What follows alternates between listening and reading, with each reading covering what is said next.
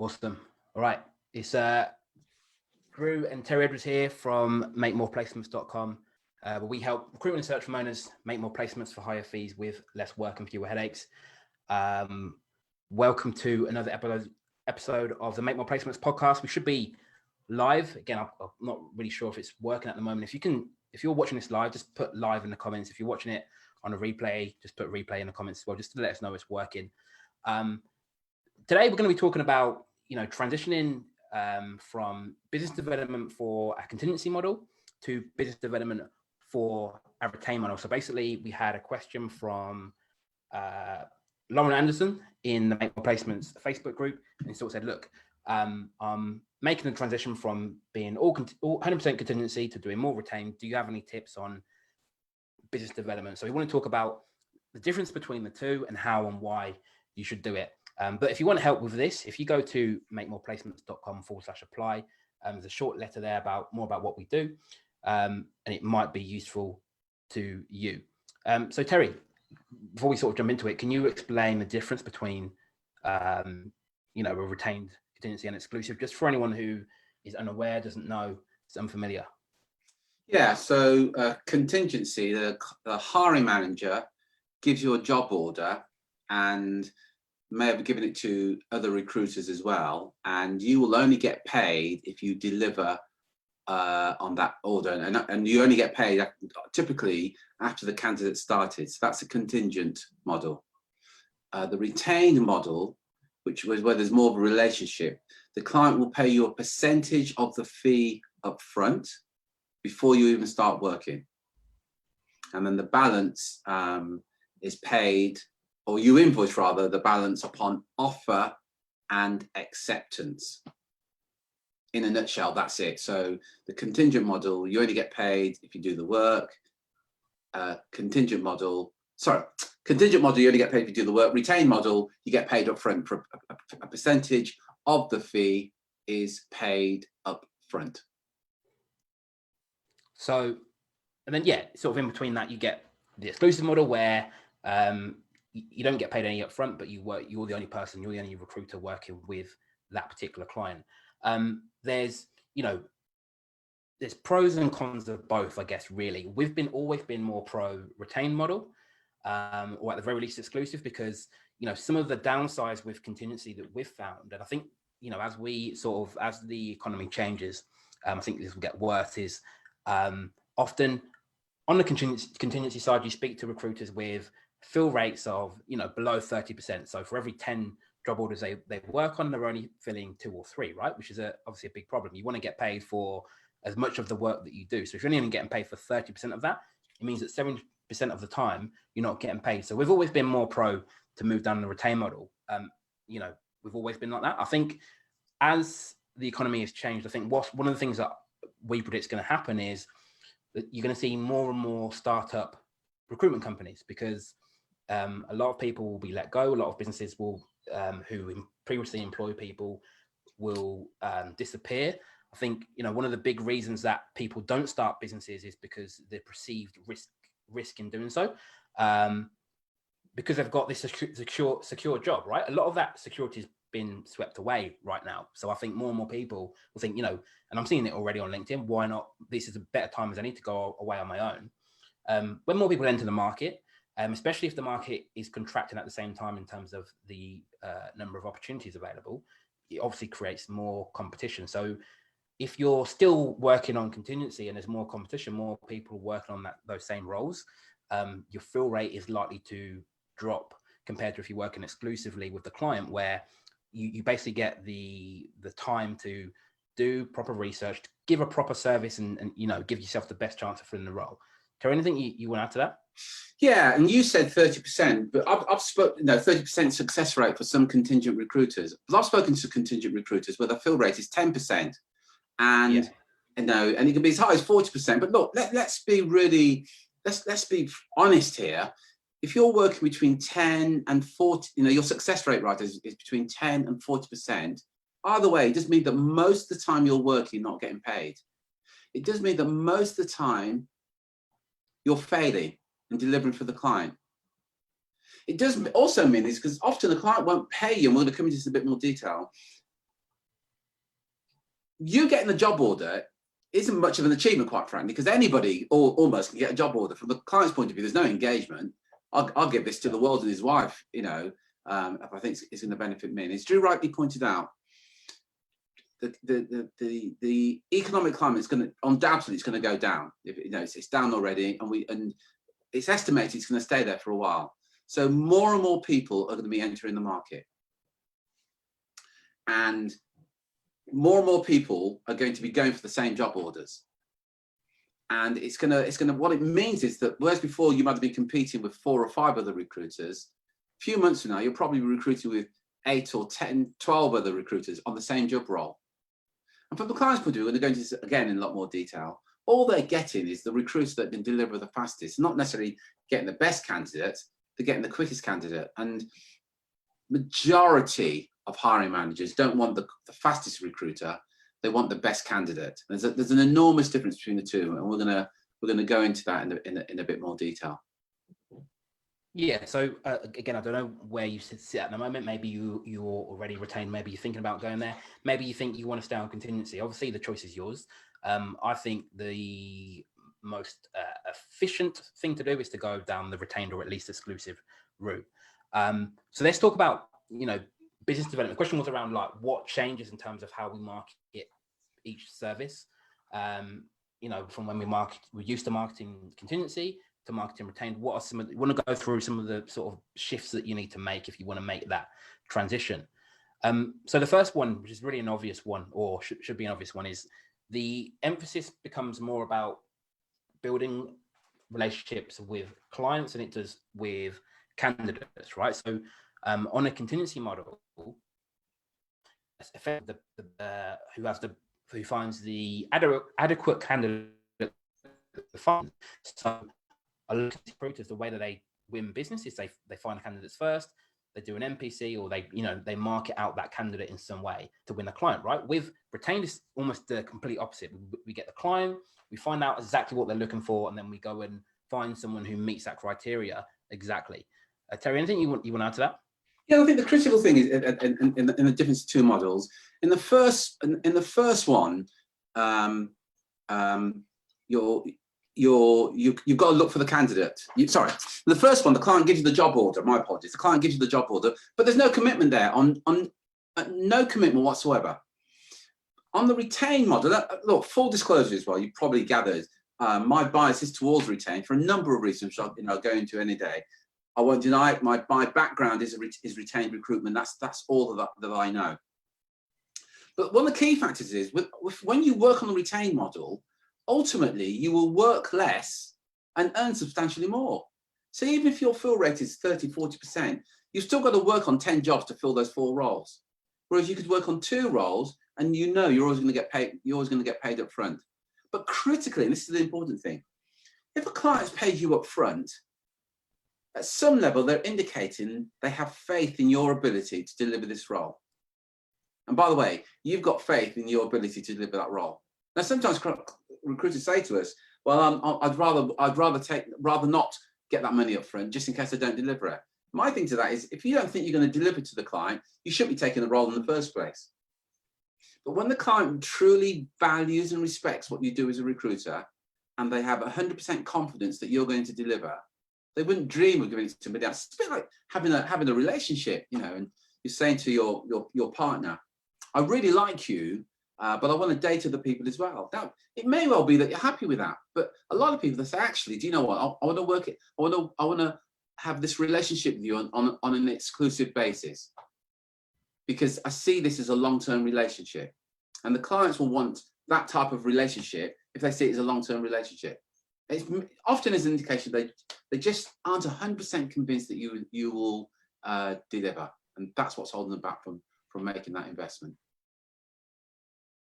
Perfect. Another shift that you need to make, this is probably the most subtle, but probably the biggest, right, is go from going after now buyers to future buyers, right? So what I mean by that is what you typically do, or what we see typically a lot of contingency recruiters do, all of their, approach to business development is around, are you hiring right now? Do you have a need right now? And although there's nothing wrong with that per se, you know, the vast majority of the time, if you do want to sort of sell retainers, if they're hiring right now, you're almost too late, right? Because if they're hiring right now, they've probably engaged 2 or 3 other recruiters, which means it's more difficult for you to get the retainer, right? So we switch to, you know, what are your hiring needs for the future? So 2 things about that. Number one is that if you look at your market as a whole, in percentage terms, there's a few that are hiring right now, but you know, it could be like 5% hiring right now, but 95% could be hiring in the future. So you open up the whole market in terms of when you're reaching out to people, you give yourself a better opportunity of actually establishing that first level relationship and having that conversation, because you're not going to get a no. You know, again, better language than this, but are you hiring in the future? The answer is usually going to be yes for a lot of these people. So you give yourself a better chance of building that relationship from the off. As Terry said already, like there's more skill involved in selling a retained service than there is a contingency service, just for the simple fact that there is you don't have to sell really on a contingency model, because, you know, if they've got a need, they let you work on it. With retainer, we're convincing them, you know, 1, not to use other recruiters, 2, to part with money up front. So if there's not a process for that, a relationship there, that becomes more difficult to do. Terry, anything you want to add to that? Yeah, I think this concept about the now buyer and the future buyers is alien to many recruiters, because many recruiters have been taught that you pick up the phone or you talk to a hiring manager, you talk about their current hiring needs. And as you rightly pointed out, what we call the now buyers is only going to be about 5%. In this market, maybe as low as 2 or 3%.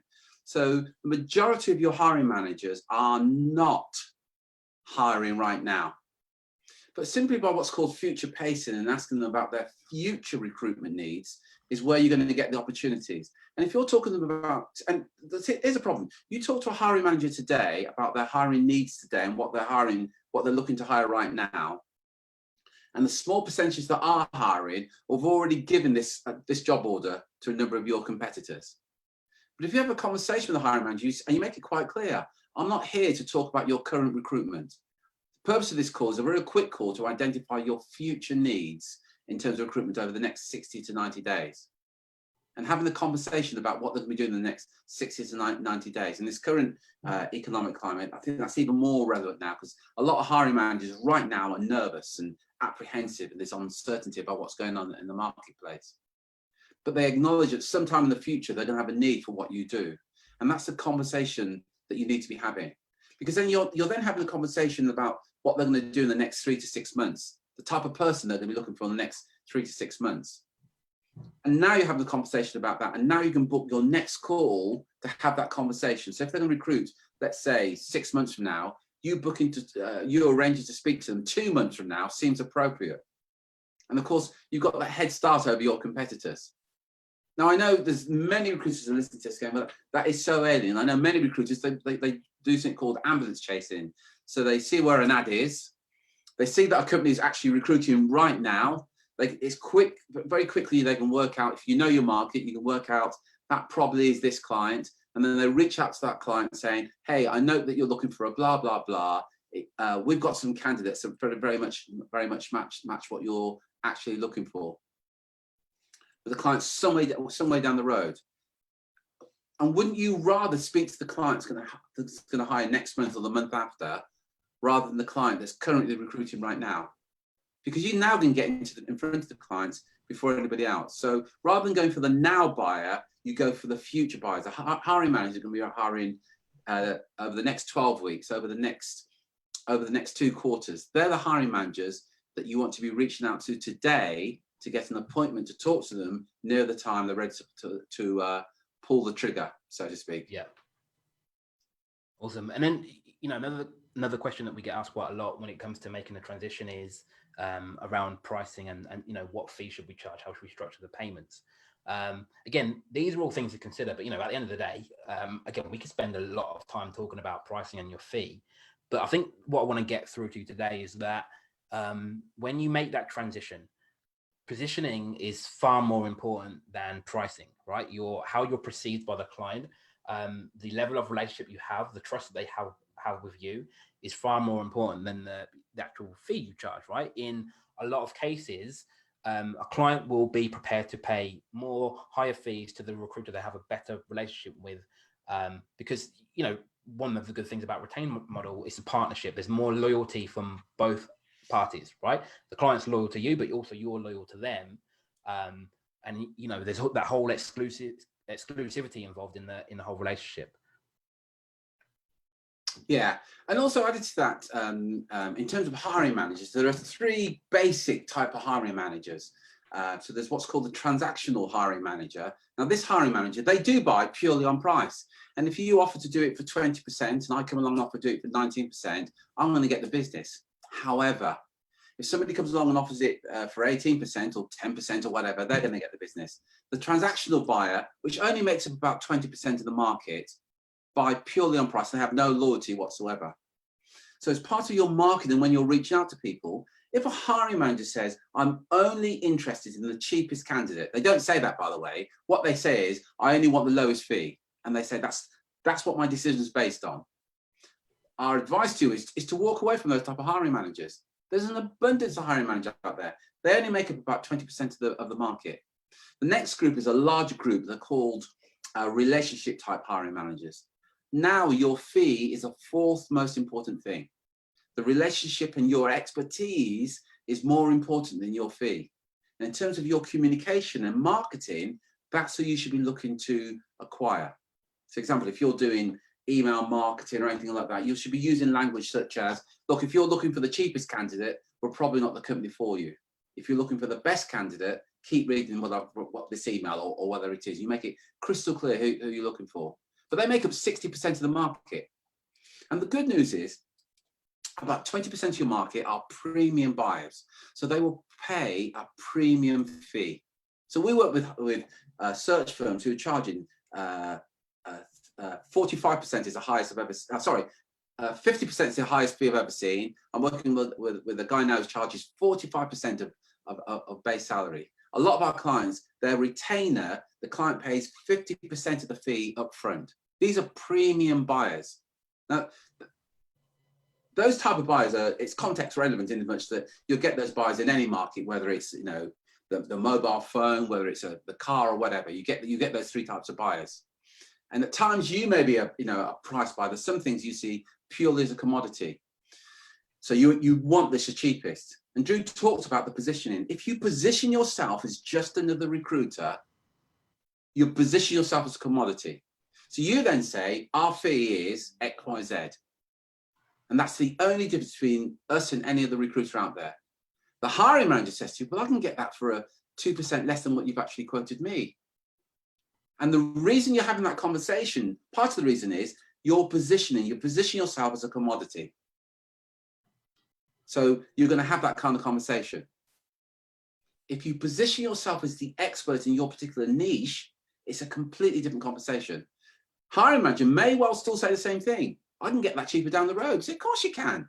In fact, listen, if you want the cheapest candidate, of course you can get it cheaper. But let's establish something. Do you want the cheapest candidate or do you want the best candidate that's going to add to your bottom line? Because quite frankly, if you're looking for the cheapest candidate, we're probably not the people to be talking to. If you're looking for the best candidate, let's continue this conversation. And sure, some clients will say, I want the cheapest candidate going. You know already that type of client is a pain in the butt. You should be walking away from them anyway. And you should only be talking to an engagement client to say, no, hell no. I want the best candidate that's going to add to our team. It's going to add to our bottom line. It's going to enhance the team morale. And that's purely to do with your positioning. It's more important than anything else. And it has a massive impact then on the fees that you can charge. But as some recruiters do, that on their website, they will say, we won't be beaten on price. Your position is, we're one of the cheaper recruiters. That's all you're saying. Yeah, awesome. And then the other thing, about making transition, we, even today in this episode, like we spoke about the benefits of retained for you as a recruiter, right? And often when recruiters thinking about making that transition, whether they feel comfortable with it or not, it's a different matter. Right? In argument, people that want to go down the retained route, they just see the benefit to them as a recruiter, and they feel uncomfortable with it, uncomfortable charging up front, uncomfortable with going down the retained route. Even the ones who do go down the retained route, again, they just see the benefit to them as a recruiter. And what happens is, again, there's nothing wrong with looking at that side of things. That's obviously important. But what happens is when they're communicating with clients, they're only speaking about the benefit to them rather than the benefit to the client. I fully believe that if the client wants the best possible service from you as a recruiter, the only way they're going to get that is going down the retained route, right? So, and if you're gonna sell the idea of retainers, or if you want to offer that as a service, you need to believe that too. So, some things to think about. What would your client prefer, right? Do they want the best candidate on the market and not just in the market? So people who perhaps aren't looking for an opportunity right now, but will be open to discussing the the prospect of it if the right comes along, right? So not just people laying around on the days who are actively looking, but people who are already performing in the role. What would they prefer, right? So when you go down the retained route, it gives you the opportunity to search the market properly. It gives you the time and the space to do that without worrying that you're going to miss out on a fee because there's 10 other recruiters working on it. What they prefer? Do they prefer that when you find these candidates, do they want them sent to them exclusively, or are they okay with you sending it to their competitors in the market as well, right? So these are things that typically happen on a contingency model, right? If you find a good candidate, you're not just sending it to them, sending it to several clients. Most hiring managers would rather that you send it just to them because then they've got the best opportunity, right? So that's why they need to go down a retained route. And we need to talk about that more than we talk about the benefit to you, right? The retainer part is almost irrelevant. What's really important to communicate is the level of service that the hiring manager is going to get. When we're talking to our clients, we say, look, just forget about the retainer. Just sell the idea of working with you exclusively. If you've got your positioning right, they trust you to deliver the results they want.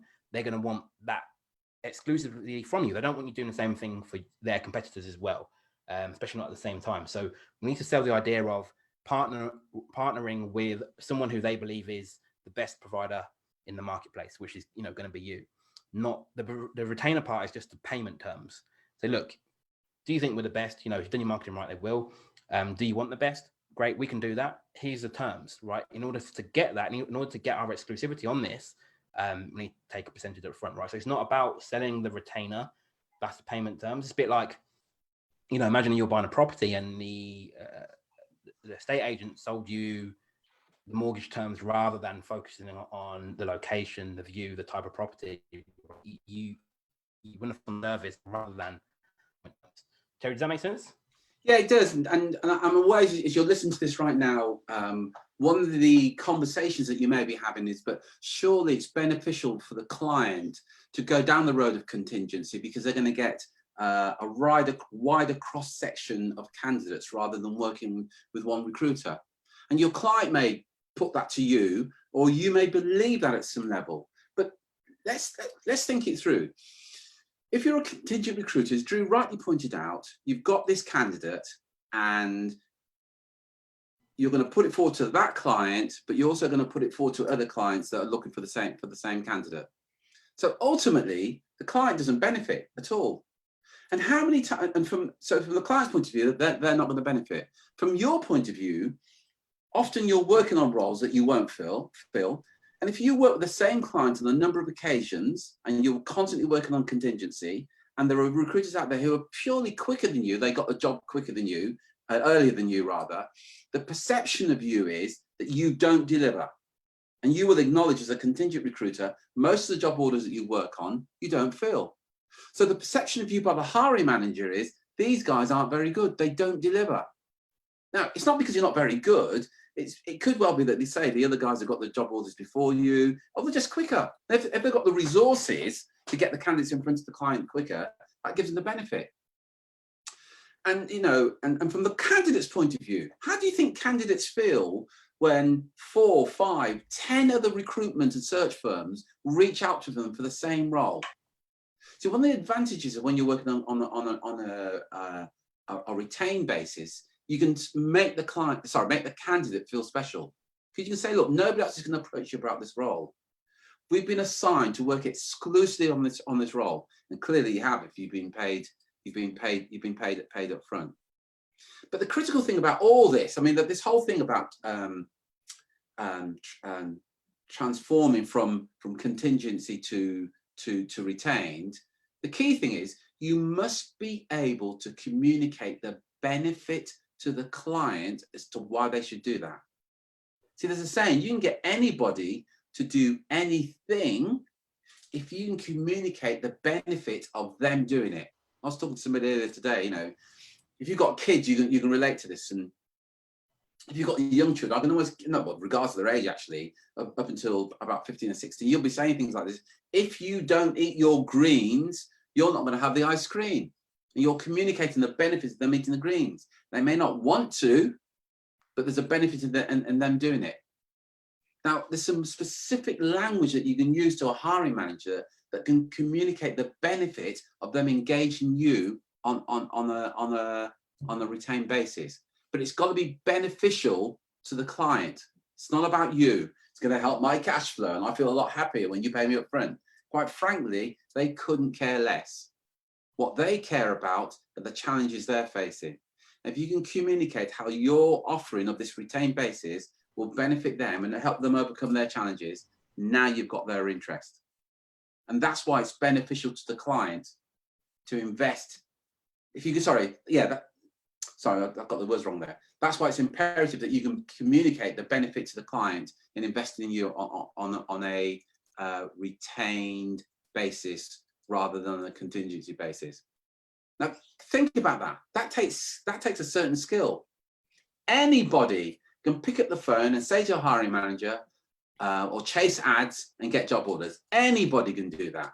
And over the next few months or so, you can see lots of other people doing that, because it's dead easy to enter this market and call yourself a recruiter. All you need is a PC and a phone, and that's it. And you call hiring manager saying, I see you're advertising now. Can you send me over the job order? I may have some candidates for you. Anybody can do that. The skill is when you say to that client, I have no interest in your current recruitment. I want to talk to you about what you're going to do in the future. Now, we're the experts in this field, and what that means to you is you explain the benefits to them, and this is why we have to work on a retained basis. If you want the best candidates, of course, if you want the cheapest candidates, let me give the phone numbers of some recruiters out there. But you need to think about it. Why is it that some recruiters will work on contingency at, let's say, 10%, and there are other recruiters that work on retained basis at 45%? And I think a key thing that we haven't touched on here is it's also about your self-worth. So if you've got any discomfort about asking for retainer and asking for money up front, that says more about you than the reality itself. Because whatever fee that you're charging right now, it's merely a reflection of what you believe you're worth. We talked to some, and you know, we've got so many clients, and when we met them initially, their fees were 8, 10, 12%. And we're like, come on, we need to look at this. You need to position yourself as an expert.